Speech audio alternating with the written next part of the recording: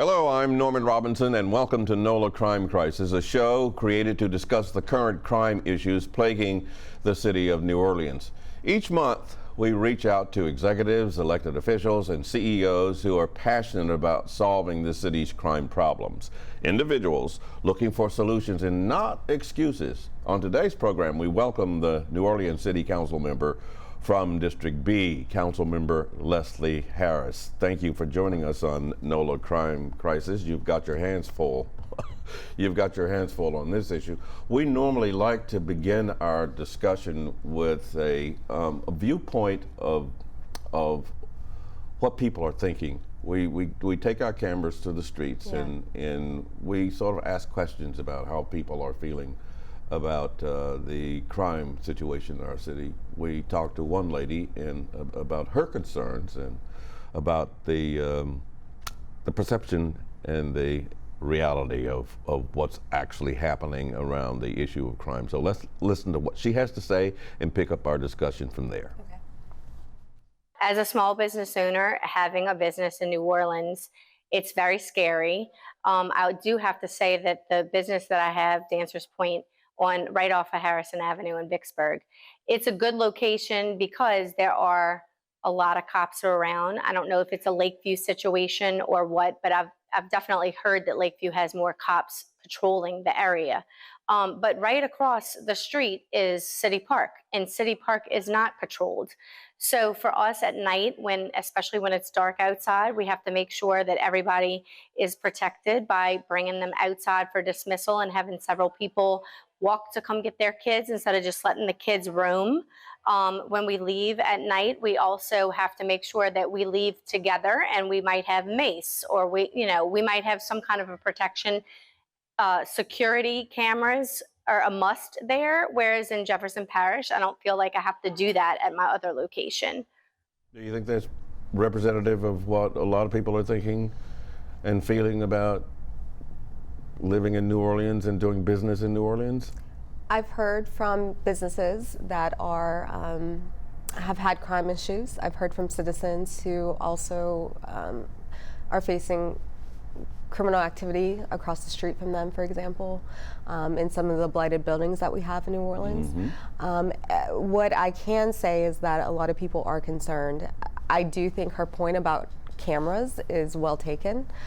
I and NOPD will encourage people to install cameras around their house because more cameras make crime more solvable if you catch someone someone doing something. So her point is well taken on that. I think we live in a city where we need to make sure that we are physically safe at all time, and so you shouldn't be loitering in your car on your cell phone just sitting parked because you might be a victim of crime, and NOPD officers will tell you that. So what do we do about this in terms of having our council and city administration looking out for us, trying to make this city more livable? Yeah. Well, there are several things. What we have done, my office has done, we have standing meetings with the new superintendent, Kirkpatrick. Mm-hmm. We have meetings with the DA's office. The DA's office is actually doing a data-driven study on hotspots. So knowing where criminal hotspots are based on data.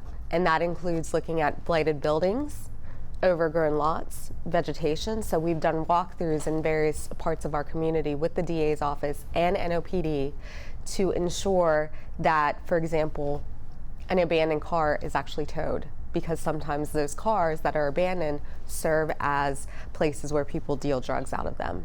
And so we've seen areas in Mid-City, for example, where we've had to cut back branches, adjust blight, demolish buildings, move cars in order to lessen the chance of crime in that particular area.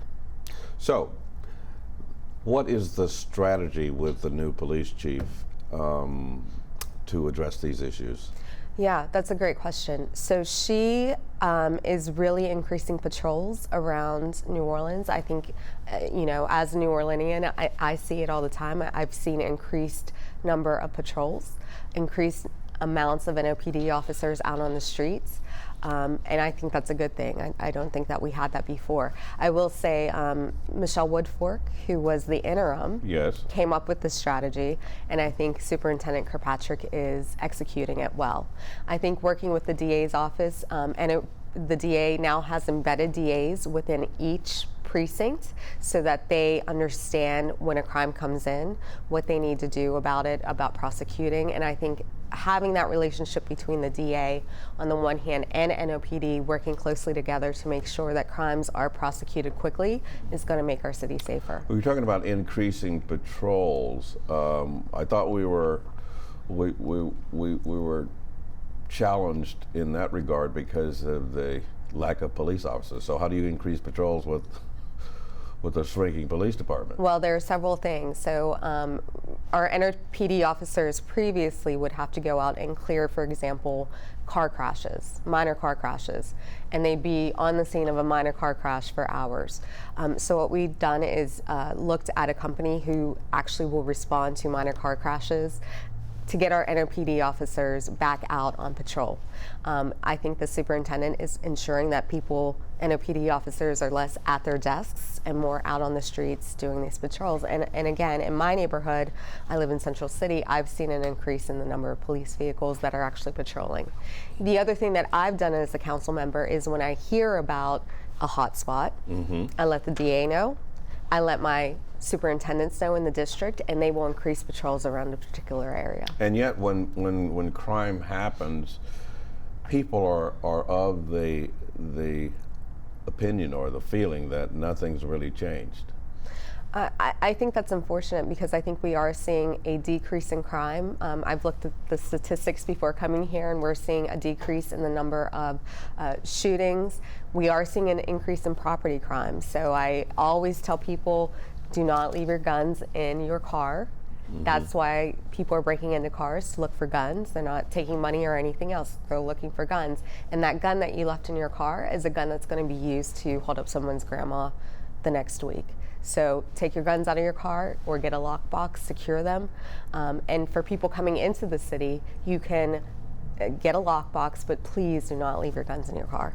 Well, let's talk about guns. The governor and the state legislature just passed a law that says you can carry a gun Openly. Yeah. Yeah.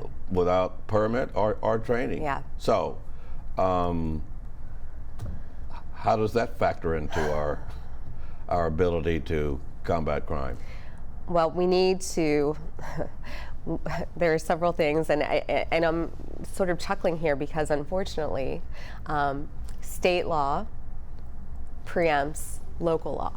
So we cannot, as a city, and we've looked at this as a city council, try to pass laws that circumvent this law that's coming into effect, I think, on July 4th of all days, where people can openly carry their weapons wherever they want. In New Orleans, I think what this means is that businesses are going to have policies that you cannot bring a gun into a particular venue. It's really troubling to me, and I think our state delegates, our New Orleans delegation, really need to push back on. So how do you push back on something that's been passed? Do you file suit alleging Yes, that's exactly right. constitutional violations or? Yeah, I mean, I think as a lawyer, I love lawsuits, but I do think that I do think that there are lawsuits coming to challenge these open carry laws that might make sense in other areas of the state, but make no sense here in New Orleans. So why do you think the state legislature and the governor found it necessary to pass a law like this if you don't see it making any sense? Obviously, it made sense to them. I think I think sometimes politicians pass laws that they've campaigned on. I think that Landrieu campaigned on making Louisiana an open carry state, and this is what he is pushing for and has pushed through.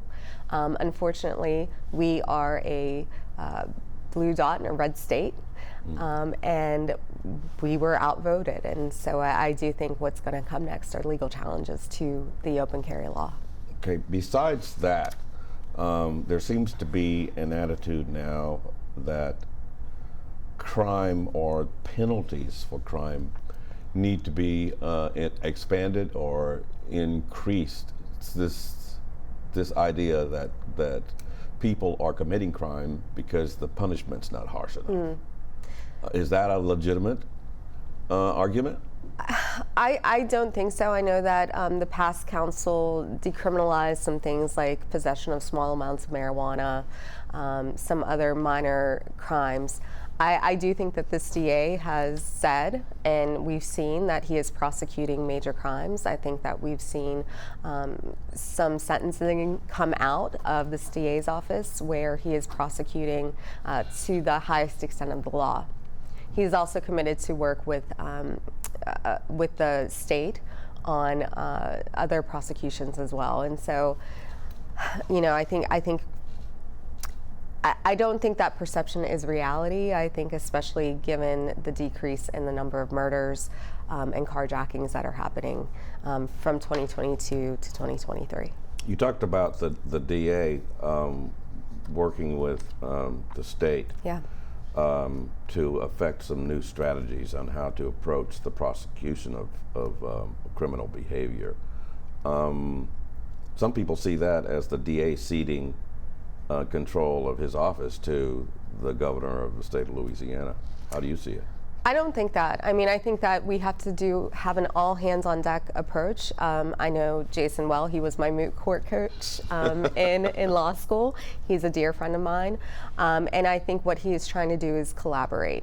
And we've seen these collaborations at the federal level. So we've seen some federal offenses, federal gun offenses charged and prosecuted in federal court with the help of the DA's office. And so what I really think he's trying to do is just put his arms around the situation, get everybody on board, and ensure that crimes are properly charged and prosecuted. And yet he has changed his approach to how to handle juveniles who should be tried as adults. Yes. I remember he campaigned on not doing so, but changed his mind later. That perhaps 17-year-olds who commit heinous crimes should be charged as adults. What are your feelings on that? Well, we see that in the Linda Fricky case, right? Where the woman, she was in her 70s, was carjacked. Can hardly watch that without cringing. It's a horrible, horrible crime, and those kids who committed a horrible, horrible crime were charged as adults, prosecuted as adults, and are serving adult sentences. And yet, some people think that is too harsh. That because they were kids, they were not fully developed mentally. Because that's, what is it that scientists say about the evolution of the brain? That it is not fully developed until you're in your mid-20s. Yeah. So, what is my take on that? Yes. I think if you commit a heinous crime, like the Linda Fricky case, it doesn't matter the age. It really doesn't. I think that you need to be prosecuted properly, and you know, have a sentence that matches the crime. So what happens then when the state legislature's passage of all of these laws that the governor wanted them to pass takes effect, and it brings the hammer down. And there's nothing anybody can do about it. So are there likely going to be some litigation or some suits filed over that? I'm sure that all of the things that were passed during this past session are going to face some sort of litigation. I think that there is some overreaching that has happened at the state level. But at the same time, I do think that we need to look at crime and have a tough stance, especially in cases that are really horrific and terrible. I don't think, however, that if a child commits a minor crime that they need to be put behind bars forever. We've seen that happen in the past, and we know the results of it. And the results are, frankly, the over-incarceration of primarily black men. and we can't go back. We can't turn back to that. Well, it seems like that's where we're going. Yeah, it does. It seems like it's just lock everybody up and not address the issue that's really causing crime. And that's what we talked about before getting on camera, is that there are underlying issues that cause crime. And I know that people might think that I'm a bleeding heart, and that's fine, they can think that. But we have to look at New Orleans as a whole, look at our systems where children are not getting enough food to eat, do not live in safe shelter, have parents who maybe are too young to raise them. And some of these kids who are committing crimes, property crimes, for example, are just trying to get food on the table or money to provide for their families. And so we need to look at some of these underlying issues, especially here in New Orleans, to make sure that our kids are supported and not going out to commit crimes. The other thing I will say is this, and Councilmember King says it repeatedly, that the media focuses so much on what especially young black men are doing, the crimes that they're committing, and they're not celebrating the successes of a lot of the kids in our community. And so we often have pre-council proclamations and celebrations where we have kids come out who are doing great things in New Orleans, who are going to college, who are going to trade school, who are really thriving in New Orleans.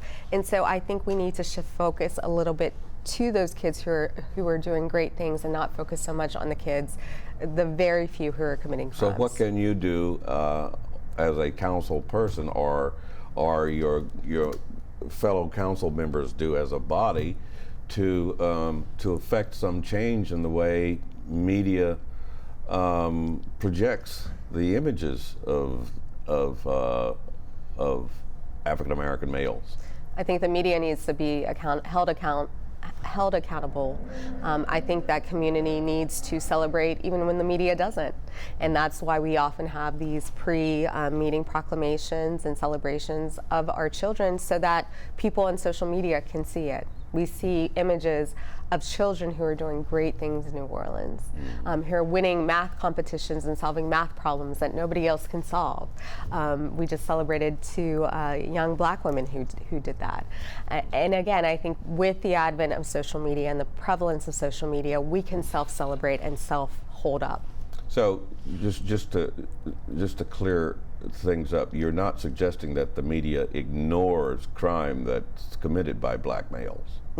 No, I think that the media actually shines a light on crimes that are committed, but they are not shining a light on the kids who are doing the right thing in New Orleans. So what would you have us as a society do in terms of addressing the needs of the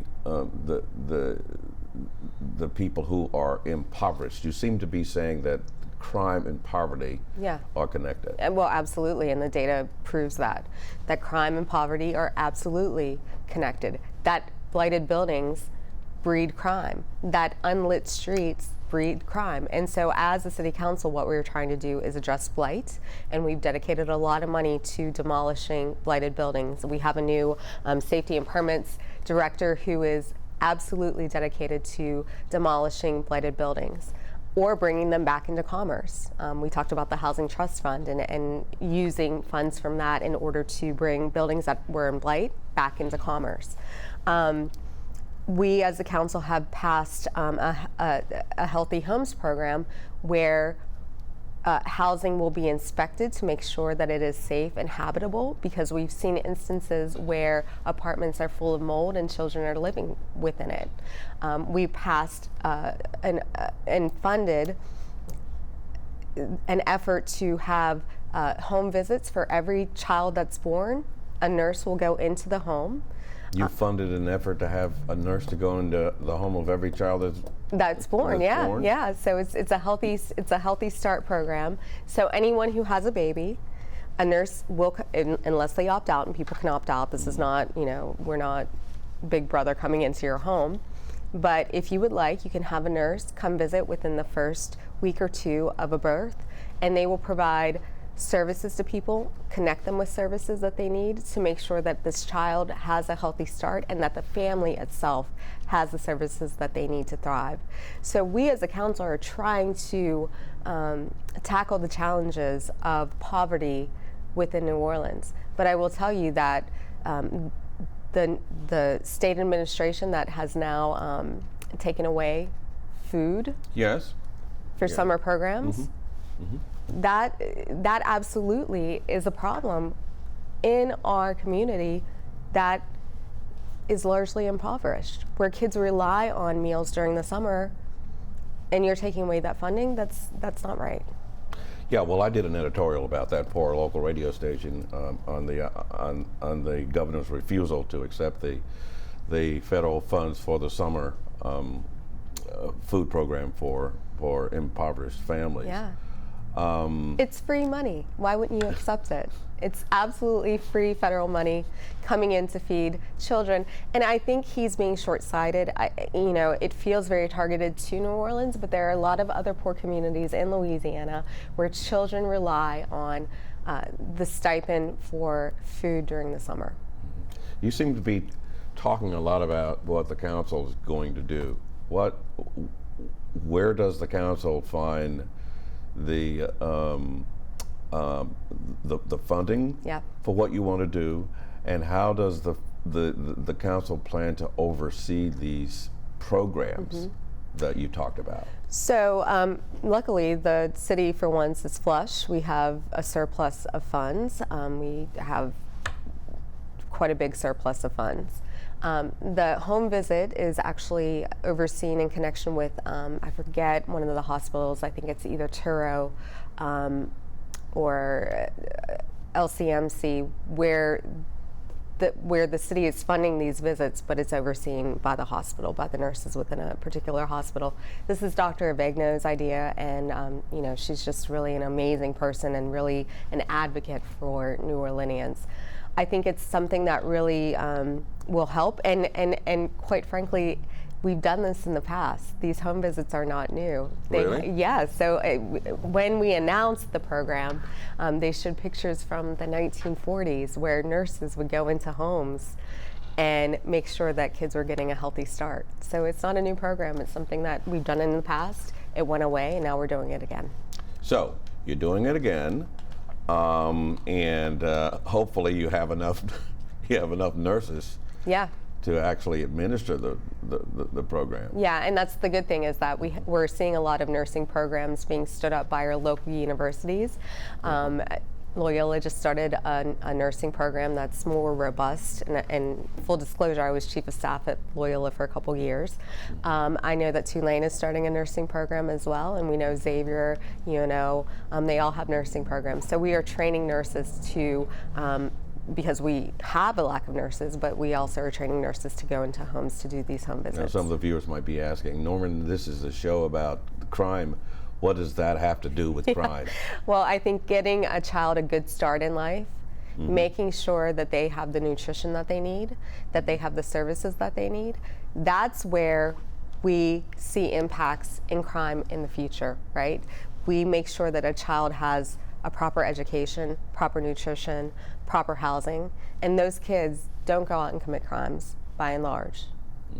Now, I've seen the condition of some of the houses that these kids come from. Yep. And I'm not surprised by some of the actions that I see from these particular kids who come from these environments. And I have to be honest with you, I have to blame the council and the city administration for allowing these landlords to operate without regard to the human condition. So this council, I'm proud to say, worked with our state legislators to make it a crime to have consistently blighted buildings. So we think, and I'm going to say the name, Josh Bruno buildings. We have 2 on Washington Avenue that were blighted. He had that whole apartment complex in Councilmember King's district that was completely blighted. These laws weren't in place to criminally prosecute him, but I think that if he were doing the same thing now, that he should be prosecuted for harboring blight, allowing people to live in blighted conditions. And so now it's a crime to do so. What about these big apartment complexes that have been allowed to run down? I mean, there's one, Global Ministries, I think, Yeah. that's tax exempt, and it is allowed to operate without impunity in the conditions that people live in. It's squalor. Yeah. It's And just downright squalor. I've seen pig farms. cleaner. Yeah. Yeah, absolutely.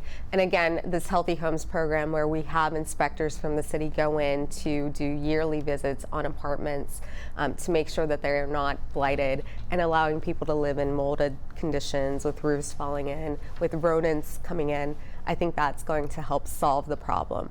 What we need to do is make sure citizens are reporting these conditions to their council members so that we can go through code enforcement and safety and permits to adjudicate those properties and, if necessary, tear them down.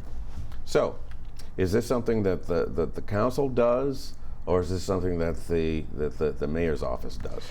So the council, we can take your complaints and we can push the administration. So safety and permits lives underneath the mayor. Yes. So that doesn't mean that because I call my councilman